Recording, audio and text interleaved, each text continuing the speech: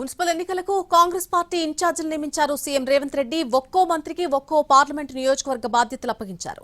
ఆయా నియోజకవర్గంలోని కార్పొరేషన్లు, మున్సిపాలిటీలకు జరగనున్న ఎన్నికల్లో కాంగ్రెస్ పార్టీ వ్యవహారాలను ఇన్ఛార్జీలు చూస్తారు. ప్రభుత్వ సలహాదారు సుదర్శన్ రెడ్డికి ఆదిలాబాద్ బాధ్యతలు అప్పగించారు. మంత్రి కోమటిరెడ్డి వెంకటరెడ్డికి మల్కాజ్గిరి ఇన్ఛార్జిగా నియమించారు. శ్రీధర్ బాబు చేవెళ్ల బాధ్యతలు చూస్తారు. కరీంనగర్ కు తుమ్మల నాగేశ్వరరావు, ఖమ్మం ఇన్ఛార్జిగా కొండా సురేఖ వ్యవహరిస్తారు. మహబూబాబాద్ కు పొన్నం ప్రభాకర్ నియమిస్తే మహబూబ్ నగర్ కు దామోదర్ రాజనరసింహను ఇన్ఛార్జిగా నియమించారు. జహీరాబాద్ పార్లమెంట్ నియోజకవర్గానికి అజరుద్దీన్ ను, మెదక్ కు వివేక్ ను, నాగర్ కర్నూల్ కు వాకిటి శ్రీహరిని ఇన్ఛార్జిగా నియమించారు.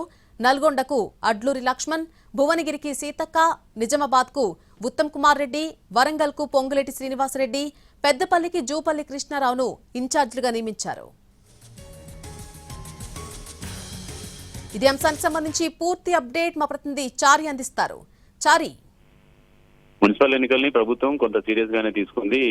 నిన్న కేబినెట్ లో మున్సిపల్ ఎన్నికలకు గ్రీన్ సిగ్నల్ ఇచ్చిన నేపథ్యంలో ఏ క్షణంలోనైనా సరే ఎన్నికలకు సంబంధించినటువంటి నోటిఫికేషన్ వచ్చేటువంటి అవకాశం ఉంది. కాబట్టి ప్రభుత్వం నిన్న ఈ ఎన్నికలకు సంబంధించి పూర్తి స్థాయిలో పార్టీ సింబల్ తో జరిగేటువంటి ఎన్నిక కాబట్టి వీటిని ప్రతిష్టాత్మకంగా తీసుకోవాలని భావించింది. ఇందుకు సంబంధించినటువంటి కసరత్తు కూడా ఇప్పటికే పార్టీ చేసింది. ప్రభుత్వ పరంగా కేబినెట్ లో ఉన్నటువంటి మంత్రులందరికీ బాధ్యతలు ఇవ్వాలని నిర్ణయించుకుంది. గతంలోనే జిల్లాకు ఉన్నటువంటి మంత్రులు, ఇన్ఛార్జి మంత్రులకు బాధ్యత ఇవ్వాలనుకున్నప్పటికీ ప్రస్తుతం జరుగుతున్నటువంటి ఎన్నికల్లో పార్లమెంటు నియోజకవర్గానికి ఒక మంత్రి బాధ్యతనిచ్చి ఆ పార్లమెంట్ నియోజకవర్గంలో ఉన్నటువంటి మున్సిపాలిటీలు, కార్పొరేషన్లకు సంబంధించినటువంటి ఎన్నికలకు పూర్తి స్థాయిలో అభ్యర్థి ఎంపిక నుంచి ఎన్నిక పూర్తయ్యేంత వరకు కూడా వీరికి బాధ్యత ఇవ్వాలని నిర్ణయించుకున్నారు.